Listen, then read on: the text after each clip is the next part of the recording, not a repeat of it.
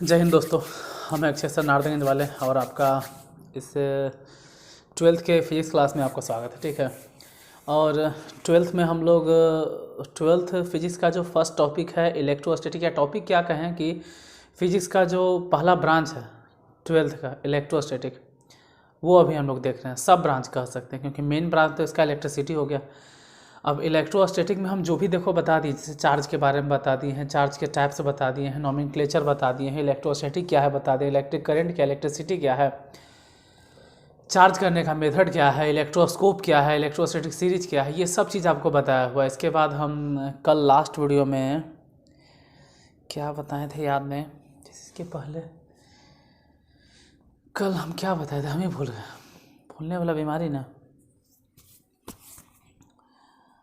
अच्छा, कल क्या बताए थे याद है नहीं हमको।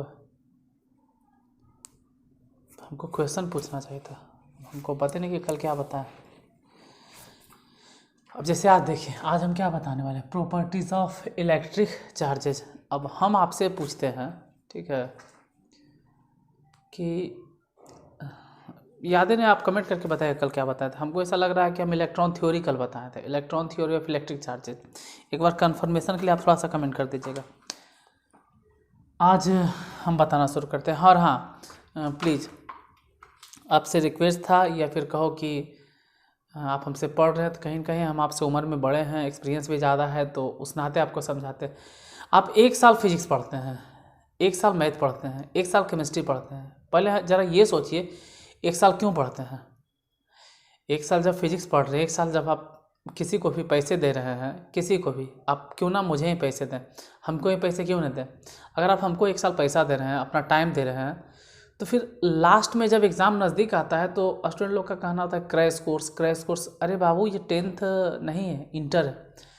इसका क्रैश कोर्स करवाना खेल नहीं है बच्चों का, ठीक है। खैर, आगे की बात आप समझते हैं। इतना आसान नहीं है कि इंटर का आप क्रैश कोर्स कर लोगे और पास कर जाओगे। क्रैश कोर्स चलो 9th-10th तक ठीक है, इंटर का क्रैश कोर्स करोगे। और क्रैशे कोर्स करना होता, मेरा कहना है, तो साल भर क्यों पैसा देते हो कोचिंग वाले को, इंक्लूडिंग मी। हम भी तो कोचिंग चलाते हैं। साल भर अगर आप दे रहे हो तो डिटेल में पढ़ने की कोशिश करो।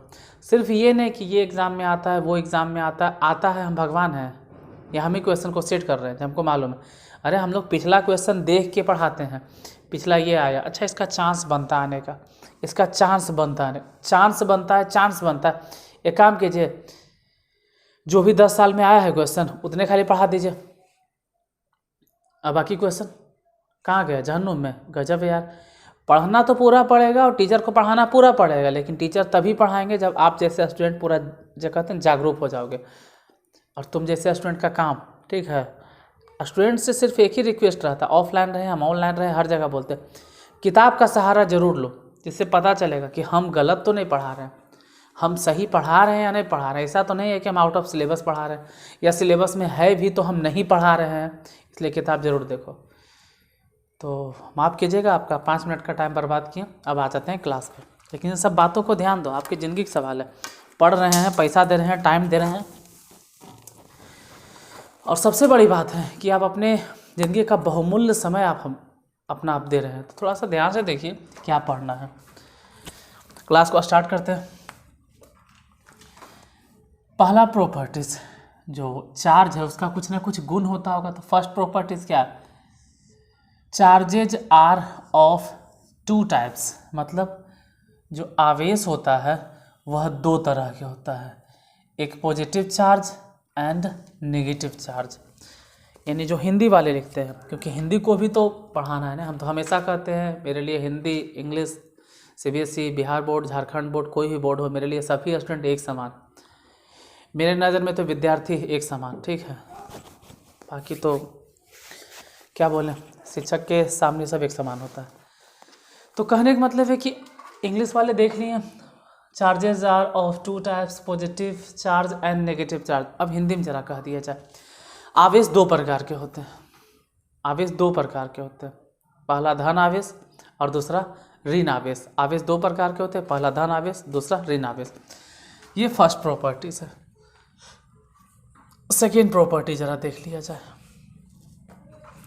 सेकेंड प्रॉपर्टीज क्या कहता है, ये तो देख लिया। सेकेंड प्रॉपर्टी से कि लाइक चार्जेस, लाइक मतलब एक जैसा चार्जेस या समान charges, repel each other, repel माने होता है विकर्षण करना, धक्का देना, रिपेल माने विकर्षण या विकर्षित, ठीक है। लाइक माने समान, समान आवेश विकर्षित करते हैं एक दूसरे को। एंड अनलाइक चार्जेज, अनलाइक माने होता है असमान, अनलाइक माने असमान। हम देखो ऊंच नीच के जो खाई है ना सीबीएसई बिहार बोर्ड, उसको सिर्फ बराबर करने के फिर हम लग लें, और मेरा कोई पर्पस नहीं होता।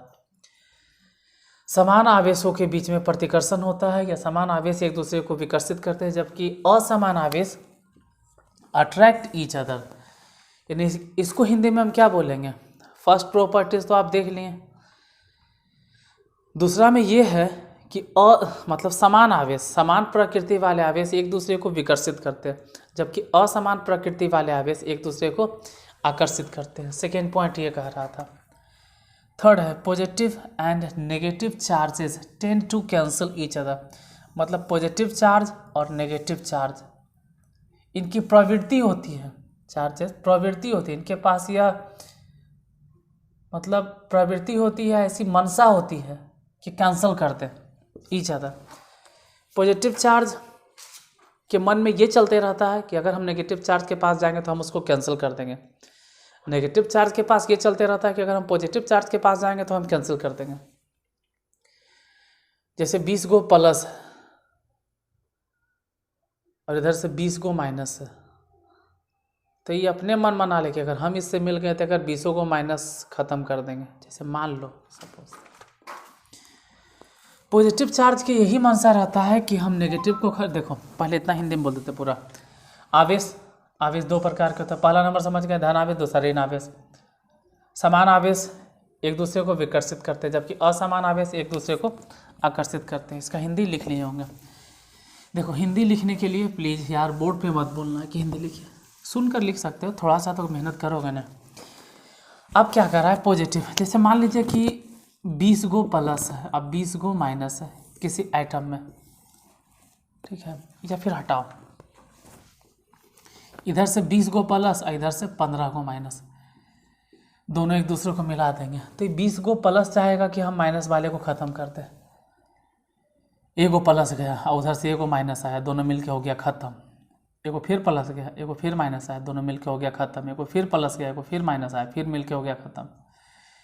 एगो प्लस एगो माइनस फिर ख़त्म। ऐसे करते करते कई को ख़त्म हो जाएगा। तो इन्हें तो 20 गो है, इधर 15 गो है, इधर से 15 गो नेगेटिव वाला आ गया, मतलब ऋण आवेश आ गया, इलेक्ट्रॉन बोल सकते हैं, 15 इलेक्ट्रॉन आ गया या 15 को ऋण आवेश आ गया, इधर से 15 को धन आवेश आ गया। लेकिन फिर भी यहाँ बच गया कै गो, 5 गो प्लस। क्यों बच गया? क्योंकि धन आवेश की यह प्रवृत्ति होता है कि वह ऋण आवेश को ख़त्म करते हैं, और ऋण आवेश की यह प्रवृत्ति होता है कि धन आवेश को ख़त्म करते हैं। दोनों एक दूसरे को ख़त्म कर देगा। बाकी जो 5 गो बच गया सो बच गया। ये भाई ये नहीं है तो कहाँ से ख़त्म करेगा? जैसे मान लेते हैं कि इधर 15 गो प्लस है और 20 गो माइनस है, तो क्या होगा? सेम चीज़ बा, 15 गो प्लस और 15 गो माइनस तो ख़त्म हो गया। 15 प्लस, ठीक है, 15 प्लस और 15 माइनस दोनों ख़त्म हो के 0। लेकिन फिर भी 5 गो बच गया माइनस में, 5 माइनस चार्ज। तो जितना भी प्लस होता है या जितना भी माइनस होता है वो यही चाहता है, प्लस वाला चाहता है कि हम माइनस वाले को न्यूट्रल कर दें, और माइनस वाला चाहता है कि हम प्लस वाले को न्यूट्रल कर दें। अब जोड़ा प्लस माइनस आया न्यूट्रल, प्लस माइनस आया न्यूट्रल, प्लस माइनस आया न्यूट्रल। जब भी प्लस या माइनस आ रहा है, दोनों मिल रहा है तो न्यूट्रल, प्लस एने से माइनस एने से मिलकर न्यूट्रल हो रहा है। तो positive and negative charge tend, positive और नेगेटिव दोनों के पास यह प्रवृत्ति होता है टू कैंसिल ईच अदर। मतलब इसको हिंदी में आप कह सकते हैं कि धन आवेश तथा ऋण आवेश की प्रवृत्ति होती है कि वह एक दूसरे को कैंसिल कर दे। धन आवेश तथा ऋण आवेश की प्रवृत्ति होती है एक दूसरे को कैंसिल करने की या खत्म करने की। धन आवेश तथा ऋण आवेश के पास यह प्रवृत्ति होती है कि वह एक दूसरे को खत्म कर देता है। नेक्स्ट, अच्छा हाँ, ये जो तीनों बताएं एग्ज़ाम के पर्पज़ से उतना इम्पोर्टेंट नहीं। अभी बोल रहे थे ना, तो फिर वहीं पे आके अटक जाते कि क्या सिर्फ आप एग्ज़ाम के लिए पढ़ोगे। देखो ऑफलाइन में अगर हम पढ़ाते हैं तो कहते हैं चलो भाई जो एग्ज़ाम में आता है वो पढ़ा देते हैं, जो नहीं जरूरी रहता नहीं पढ़ाते। लेकिन यहाँ वो बात नहीं, अगर आप पढ़ रहे हैं टाइम पे पूरा पढ़ो। ये वाला एग्ज़ाम के पर्पज़ से बहुत इम्पॉर्टेंट है, बहुत बहुत ज़्यादा इम्पॉर्टेंट। एग्ज़ाम में बहुत बार रिपीट हुआ है, तकरीबन 2-3 बार बहुत बार 2-3 बार हो गया, हाँ, क्योंकि यही एक प्रॉपर्टीज़ है, इसके बाद भी एगो है एडिटिविटी ऑफ चार्जेस, मतलब total charge on an extended body. कहने का मतलब है कि टोटल चार्ज किस पर, ऑन एन एक्सटेंडेड बॉडी, जिसको खींचा जा सकता है उस बॉडी पर, इज द अलजेब्रिक सम, वह होता है, इज माने होता है, अलजेब्रिक सम बीजीय योगफल के, किसके बीजीय योगफल, चार्जेज, चार्जेज मतलब आवेश, आवेश के बीजीय योगफल के बराबर, in different region of the body. कहने का मतलब है जो टोटल चार्ज है ऑन एन एक्सटेंडेड बॉडी, जो फैला हुआ पूरा बॉडी है, इस बॉडी पे, इस पर कहीं यहाँ +Q1 +Q2 +Q3 +Q4 +Q5। हाँ, एक चीज़ बताना हम भूल गए, थोड़ा सा इसके लिए माफ़ कीजिएगा, जो हम चार्ज बोलते हैं उसका SI मात्रक कूलम होता है, लगता है बताया है कि नहीं बताया है, खैर अगर नहीं बताएं तो थोड़ा सा ये सब चीज़ों के लिए माफ़ कीजिएगा, बहुत बार रिपीट होगा। चार्ज के SI मात्रक कूलम्स, अभी कूलम्स का तो नाम भी नया है, कूलम होता है। तो इस पर कितना चार्ज है, तो सबको सिंपल जोड़ दीजिए, total charge on an extended body is the algebraic sum, total charge on extended body, पूरा चार्ज एन एक्सटेंडेड बॉडी पर होता है, कितना होता है, अलजेब्रिक सम ऑफ चार्जेज, पूरा चार्जेज के बीजीय योगफल के बराबर।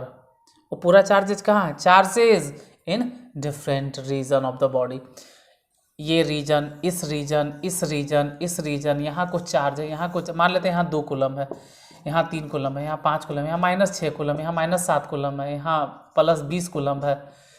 तो इस बॉडी पर पूरा कितना चार्ज है, तो इस बॉडी पर जो कह रहा है ना, in different region of the body, in different region of the body, in माने में, डिफरेंट रीजन मतलब डिफरेंट रीजन में, बॉडी के डिफरेंट रीजन में जो चार्जेज है ऑफ अलजेब्रिक सम, मतलब उसका अलजेब्रिक सम बीजीय योगफल के बराबर होता है।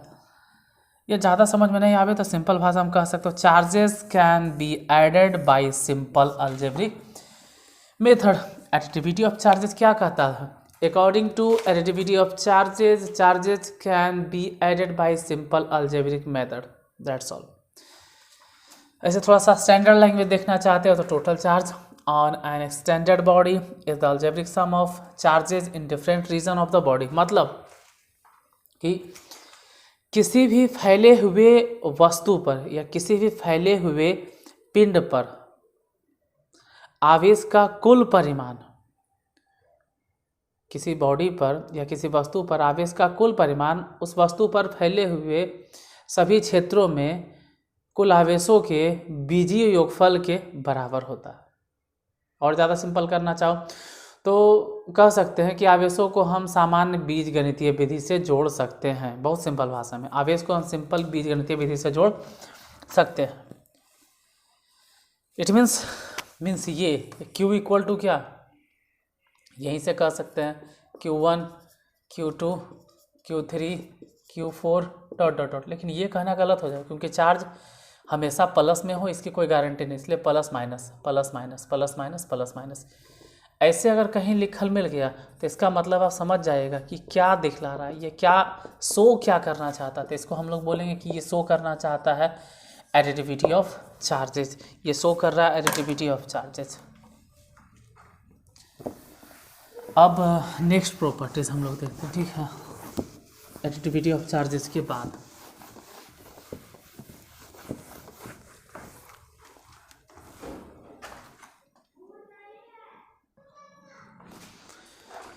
देखिए 2 प्रॉपर्टीज, और हाँ थोड़ा सा देखो लिखे हैं थोड़ा सा जैसे तैसे हौच पौच जैसा लग रहा होगा तो कंटेंट पे ध्यान देना, ना तो हैंड राइटिंग पे और ना ही इस बोर्ड पर कि स्मार्ट बोर्ड के बजाय सादा बोर्ड है या सफ़ेद बोर्ड है।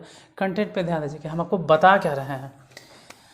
अगला प्रॉपर्टीज है कि according to laws of conservation of electric charge, according to laws of conservation of electric charge, आगे लिखना चाहिए था इलेक्ट्रिक चार्ज, वहाँ पे थोड़ा सा रिपीट नहीं किए हम। कहने का मतलब है according to laws of conservation of electric charge. देखो ऑफ जब भी लगे तो साइंस में अगर पढ़ रहे हो, जो हिंदी मीडियम वाले हैं उनके लिए बताता, ऑफ जब भी लगे ना तो आप मतलब का के कि उल्टा चलना, रिवर्स में, मतलब विद्युत आवेश के संरक्षण, कंजर्वेशन मतलब क्या होता है, संरक्षण, विद्युत आवेश के संरक्षण के नियम के अनुसार इलेक्ट्रिक चार्ज मतलब विद्युत आवेश कैन नाइदर बी क्रिएटेड, मतलब विद्युत आवेश को ना तो निर्माण किया जा सकता है नॉर बी डिस्ट्रॉयड, ना ही उसका नाश किया जा सकता in an isolated system. Isolated मतलब जैसे कहते हैं ना कि आइसोलेशन में चला गया, आइसोलेट कर दो, एकदम अलग कर दो। तो अगर कोई अलग बॉडी है तो हम अलग रखें, किसी से उसको कोई मतलब नहीं है, तो ना तो हम उसमें चार्ज क्रिएट कर सकते हैं और ना ही चार्ज को हम डिस्ट्रॉय कर सकते हैं। हिंदी में कह सकते हैं कि विद्युत आवेश के संरक्षण के नियम के अनुसार, विद्युत आवेश के संरक्षण के सिद्धांत के अनुसार आवेशों का ना तो निर्माण किया जा सकता है और ना ही आवेशों का नाश किया जा सकता है, इसका ये मतलब है। और ये भी प्रॉपर्टीज एग्जाम में 2-3 बार रिपीट हुआ है, ठीक है, बिहार बोर्ड वाले एग्जाम में। हाँ, laws of conservation of charges is treated as an universal laws because it has no exceptional, मतलब कि laws of conservation of electric charge यानी आवेश के संरक्षण का जो सिद्धांत है वह एक सार्वत्रिक सत्य है, ये सार्वत्रिक सिद्धांत है, क्योंकि इसका कोई अपवाद है ही नहीं, इसको अभी तक तो कोई गलत किया ही नहीं, ये सार्वत्रिक सिद्धांत है। अब लास्ट प्रॉपर्टी से quantization, quantization is the property of an electric charge. इसका मतलब पहले समझिए क्या कह रहा है कि ऑफ मैंने हमेशा बोल रहे हैं कि, और ऑफ जब भी लेके रिटर्निंग भी चलो, विद्युत आवेश के गुण हैं, क्या है, क्वांटाइजेशन। क्वांटाइजेशन जो है वो विद्युत आवेश का एक गुण है। अब क्वांटाइजेशन मतलब क्या होता है, तो जो हिंदी वाले हैं उसके लिए हम लिख दे रहे हैं क्वांटीकरण। क्वांटीकरण विद्युत आवेश का एक प्रकार का गुण है। By virtue of, by virtue, देखो बाय वर्च्यू मतलब होता है जिसके आधार पर, जिसके आधार पर हम कह सकते हैं, या जिसके आधार पर या जिसकी हैसियत से। Quantization is the property of electric charge by virtue of which any charged body can have charge which is an integral multiple of the basic or elementary charge. This statement wants to say that quantization is the property of an electric charge by virtue of which any charged body can have charge which is an integral multiple of the basic और elementary। मतलब quantization विद्युत आवेश का एक गुण है जिसके आधार पर जिसके आधार पर एनी चार्ज बॉडी, किसी भी आवेशित वस्तु के पास, एनी चार्ज बॉडी किसी भी आवेशित वस्तु के पास कैन हैव रख सकता है, क्या रख सकता है, चार्ज रख सकता है, विच इज, जो क्या होता है, which is an integral multiple, जो एन इंटीग्रल मल्टीपल मतलब एक इंटीग्रल मल्टीपल के बराबर होता है, किसके integral, an integral multiple of the basic और एलिमेंट्री चार्ज। अब बेसिक चार्ज क्या है, देखिए बेसिक चार्ज पहले मतलब समझो फिर हिंदी बताते हैं। बेसिक चार्ज क्या होता है, इलेक्ट्रॉन, इससे छोटा आप किसी को चार्ज नहीं कर सकते। जैसे किसी को आप अगर चार्ज करना चाहते हैं कोई बॉडी, तो आप बॉडी को 1.6 × 10⁻⁻19 कूलम चार्ज कर सकते हैं, नहीं मन हुआ तो डायरेक्ट आप 3.2 × 10⁻⁻19 कूलम चार्ज कर सकते हैं, मतलब इसका दुगना, नहीं तो 1648 4.8 × 10⁻⁻19 कूलम, मतलब 16 दूनी 32 48 या तो 16 चके 64 6.4 × 10⁻⁻19 कूलम, इसका ये मतलब होता है। क्वांटाइजेशन का मतलब क्या है, एक फिक्स क्वांटिटी में आप किसी वस्तु को चार्ज कर सकते हैं। अगर आपकी मर्जी हो जाए कि हम उस वस्तु को चार्ज करना चाहते हैं 1.6 हमारा मन हो गया कि हम 2.6 कर देंगे 10⁻⁻19 कूलम, आपकी मर्जी से नहीं चार्ज होता, ऐसा नहीं चार्ज होगा। जब भी होगा तो 1.6 × 10⁻⁻19 कूलम, या तो डायरेक्ट इसका दुगना होगा 3.2 × 10⁻⁻19 कूलम, या तो डायरेक्ट इसका 3 गुना होगा 4.8 × 10⁻⁻19 कूलम, या 6.4 × 10⁻⁻19 कूलम। जब भी होगा तो इसी का गुणज होगा, पहाड़ा पढ़ते जाओ 2 बार 3 बार 10 बार 20 बार, यानी हम कह सकते हैं इलेक्ट्रॉनों के इंटीग्रल मल्टीपल के बराबर। इंटीग्रल माने क्या है, इंटीग्रल, यहाँ पे इंटीग्रल एक टर्म दिखाई दे रहा होगा, तो इंटीग्रल जो देखोगे, इंटीग्रल, ये जो इंटीग्रल है वो बनवे किया है इंटीजर्स से, और इंटीजर्स का मतलब होता है पूर्णांक, और पूर्णांक के मतलब होता है प्लस या माइनस में कोई नंबर। तो जो n देख रहे हैं ना, n क्या है, प्लस माइनस n कह सकते हैं, हालांकि n प्लस माइनस नहीं होता है, चार्ज जो होता है वो प्लस माइनस होता है, लेकिन हम n लगा दिए हैं वेयर, ये n क्या है, तो अभी तो लिख चुके हैं कि n क्या है, n हो गया इंटीजर्स, n क्या है, पूर्णांक है।